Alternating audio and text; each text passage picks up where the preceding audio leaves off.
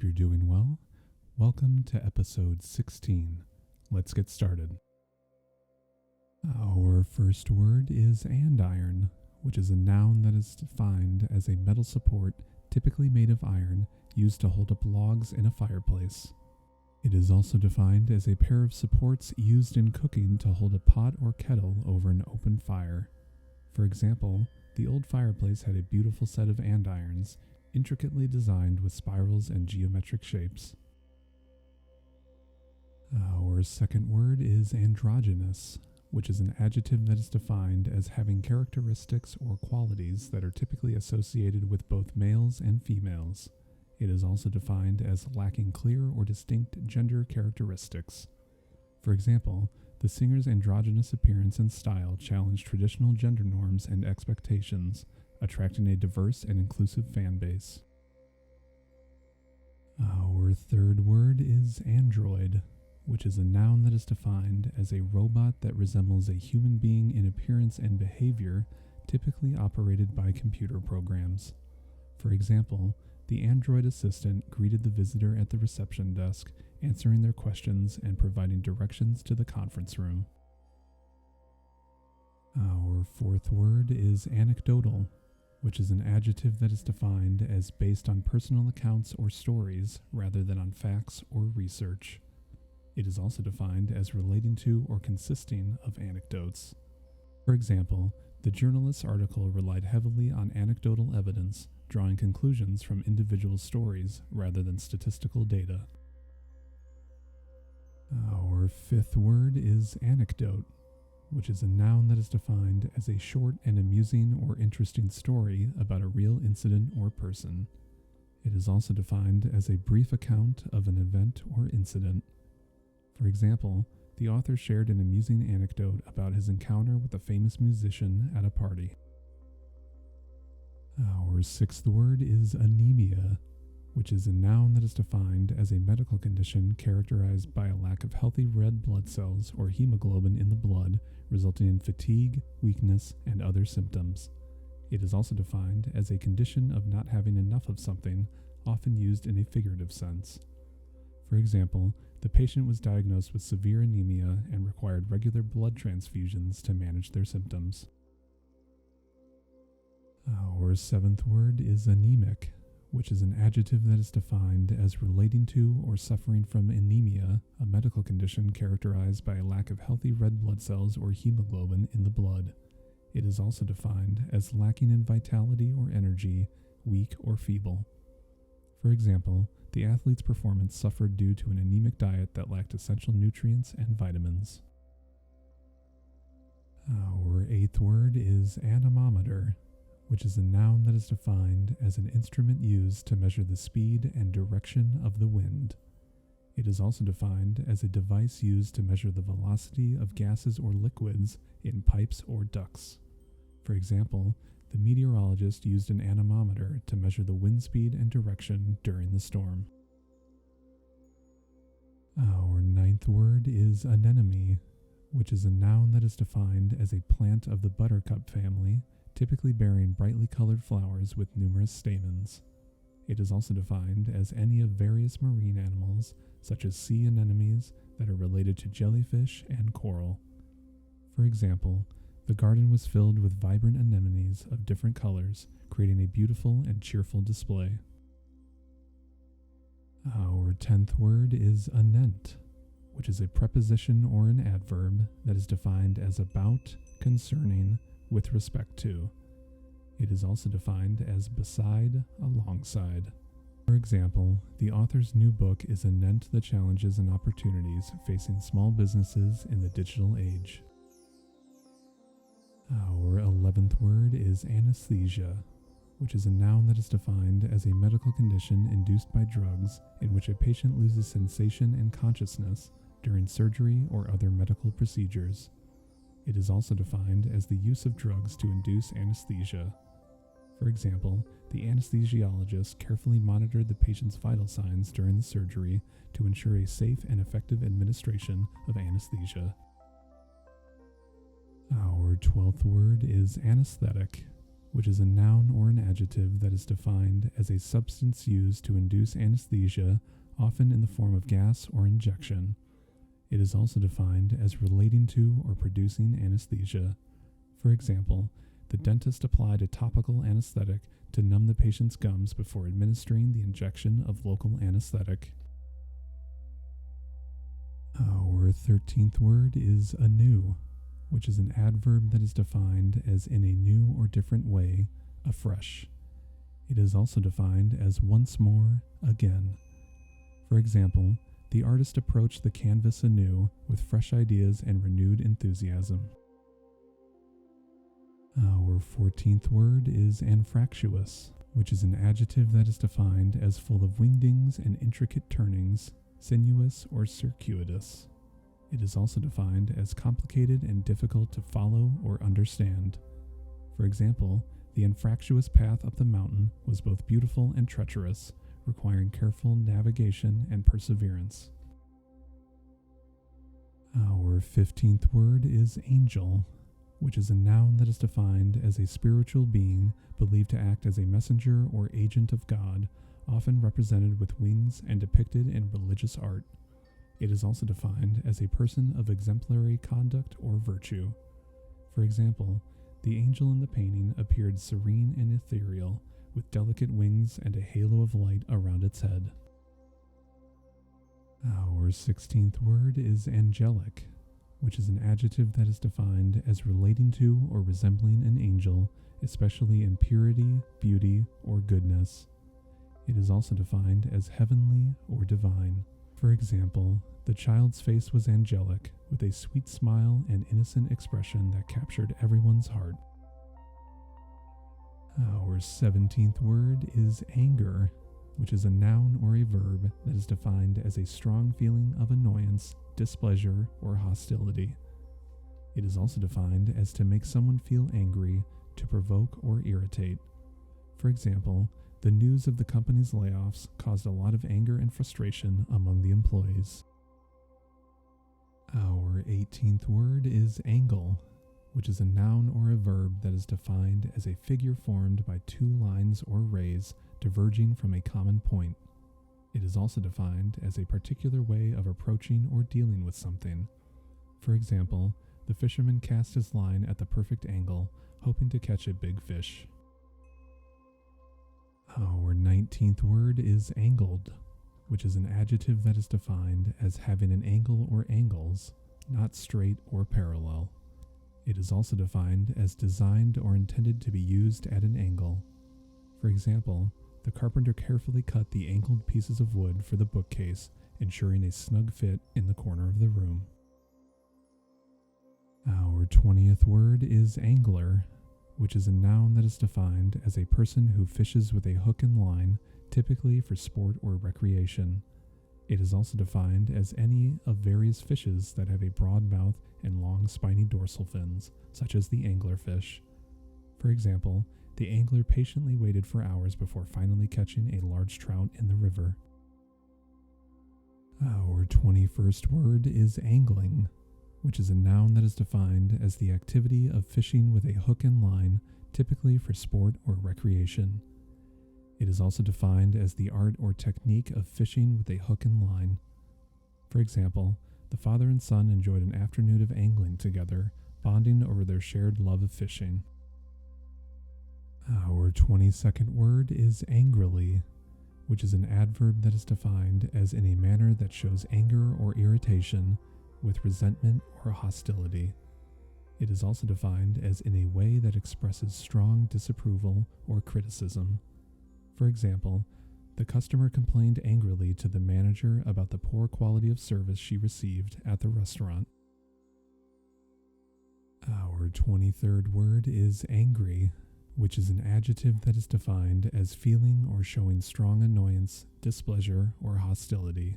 It is also defined as resulting from or caused by anger. For example, the angry customer demanded a refund after receiving a damaged product from the online retailer. Our 24th word is angst, which is a noun that is defined as a feeling of deep anxiety or dread, often without a specific cause. It is also defined as a feeling of persistent fear or apprehension about the future. For example, the author's latest novel explores the angst and uncertainty of young people struggling to find their place in the world. Our 25th word is anguish, which is a noun or a verb that is defined as severe mental or physical pain or suffering. It is also defined as to feel or cause someone to feel severe mental or physical pain or suffering. For example, the mother's anguish over her missing child was unbearable, and she spent every waking moment searching for her.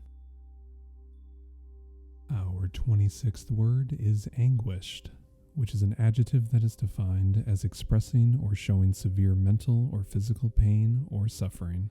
It is also defined as full of anguish, distressed, or tormented. For example, the anguished cries of the injured hiker echoed through the forest, causing her companions to rush to her aid. Our 27th word is angular, which is an adjective that is defined as having sharp corners or angles, having a thin or bony appearance. It is also defined as relating to or involving angles, especially in mathematics or physics. It is also defined as awkward or ungainly in movement or appearance. For example, the new building's angular design made it stand out among the more traditional structures in the city. Our 28th word is anile, which is an adjective that is defined as of or relating to old age or the elderly. It is also defined as feeble, weak, or infirm due to old age. For example, the Anile man struggled to carry his groceries up the stairs, his frail body trembling with the effort. Our 29th word is anima, which is a noun that is defined as the inner self or soul, the feminine component of the male psyche according to Jungian psychology. It is also defined as the vital force or principle that gives life to living organisms. For example, in some cultures, the anima is seen as the bridge between the human and divine realms, representing the spiritual essence of each individual. Our 30th word is animadversion, which is a noun that is defined as a critical or hostile comment or remark, an act of censure or reproof. It is also defined as the act of scrutinizing, analyzing, or criticizing closely. For example, the book review was filled with animadversions about the author's writing style and plot development. Our 31st word is animadvert, which is a verb that is defined as to criticize or censure someone or something, to express disapproval. It is also defined as to take notice or observe something closely and critically. For example, the professor animadverted on the shortcomings of the student's thesis, pointing out the lack of evidence and flawed arguments. Our 32nd word is animal, which is a noun or an adjective that is defined as a living organism that feeds on organic matter, typically having specialized sense organs and nervous system and able to respond rapidly to stimuli.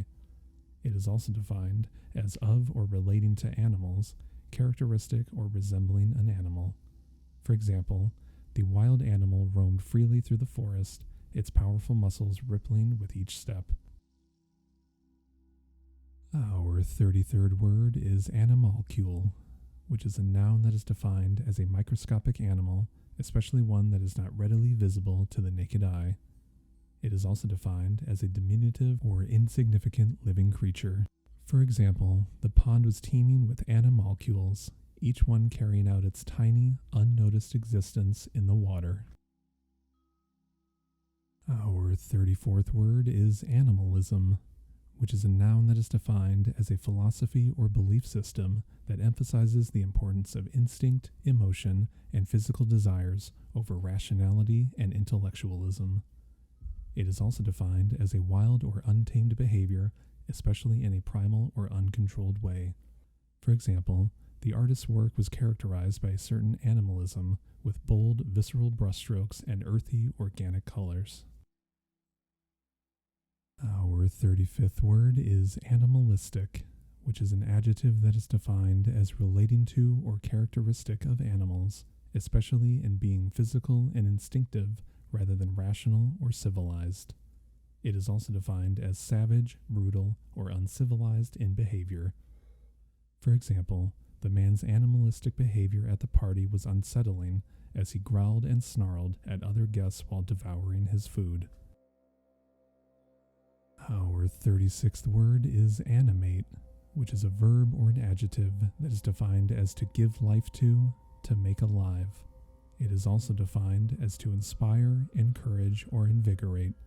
For example, the storyteller's vivid descriptions and lively voice help to animate the characters in the minds of the audience. Our 37th word is animus, which is a noun that is defined as a feeling of strong dislike, hostility, or animosity towards someone or something. It is also defined as the motivation or intention behind a particular action or behavior. For example, the critic's negative review was filled with animus towards the director, whom he had long criticized for what he perceived as a lack of artistic vision. Our 38th word is anklet, which is a noun that is defined as a piece of jewelry worn around the ankle, typically a chain or band decorated with charms or beads. It is also defined as a sock or stocking that covers only the foot and ankle.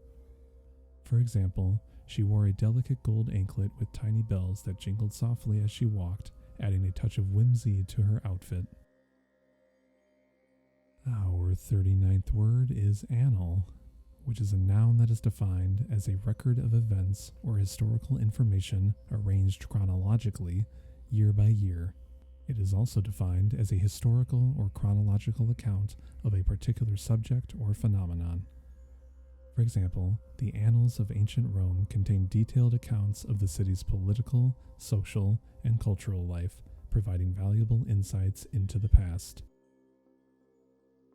Our 40th word is Annalist, which is a noun that is defined as a historian or chronicler who records events or historical information in annals. It is also defined as a person who writes or compiles a detailed and chronological account of a particular subject or period. For example, the Annalists spend years poring over old manuscripts and documents, piecing together a comprehensive and accurate record of the medieval era. Our 41st word is annals, which is a noun that is defined as a record of events or historical information arranged chronologically year by year. It is also defined as a historical or chronological account of a particular subject or phenomenon. For example, the Annals of Science and Technology contain many groundbreaking discoveries and innovations that have transformed the world we live in today. Our 42nd word is anneal, which is a verb that is defined as to heat and then cool to reduce brittleness and increase toughness. It is also defined as to strengthen or harden by a process of heating and slow cooling. For example, the blacksmith annealed the metal by heating it to a high temperature and then allowing it to cool slowly, making it less brittle and more malleable. Our 43rd word is annex, which is a verb that is defined as to add or attach something, especially a building or territory, to a larger or more significant entity. It is also defined as to take possession of or acquire something, usually through force or conquest. For example, the company decided to annex the adjacent building to expand its office space and accommodate its growing workforce. Our 44th word is annexation, which is a noun that is defined as the act of adding or attaching something, especially a territory, to a larger or more significant entity. It is also defined as the process or result of taking possession of or acquiring something, usually through force or conquest. For example, the annexation of Hawaii by the United States in 1898 was a controversial and heavily debated topic, with many arguing that it was an unjust act of imperialism.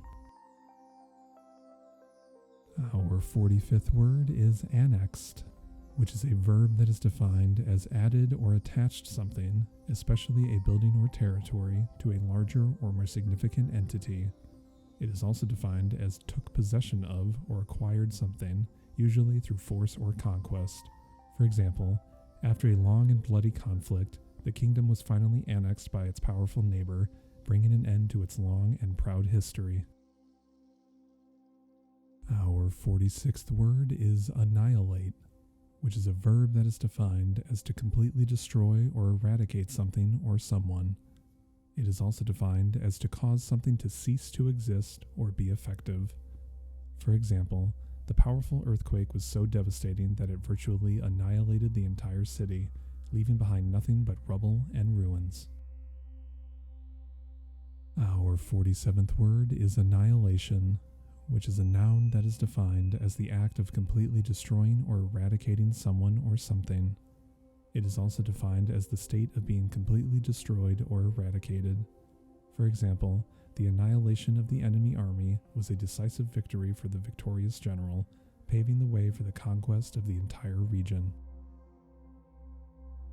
Our 48th word is annihilator, which is a noun that is defined as a person or thing that completely destroys or eradicates something or someone. It is also defined as a mathematical operator or function that removes or annihilates a specific mathematical quantity or entity. For example, the giant laser was an annihilator capable of destroying even the toughest and most resilient materials, making it a formidable weapon of war. Our 49th word is anniversary, which is a noun that is defined as the date on which an important event occurred in a previous year, typically celebrated by people or organizations. It is also defined as the celebration of such a date, marking the passage of time since the event occurred. For example, the couple celebrated their 25th wedding anniversary with a romantic dinner and a weekend getaway to their favorite vacation spot. Our 50th word is annotate, which is a verb that is defined as to add notes or comments to a text or document, often for the purpose of providing explanations or context. It is also defined as to mark or highlight a specific section of a text or document for future reference. For example, the students were instructed to read the article and annotate it with their own observations and thoughts to help them better understand the material. Thank you so much for watching. Don't forget to like and subscribe, and I'll see you in the next episode.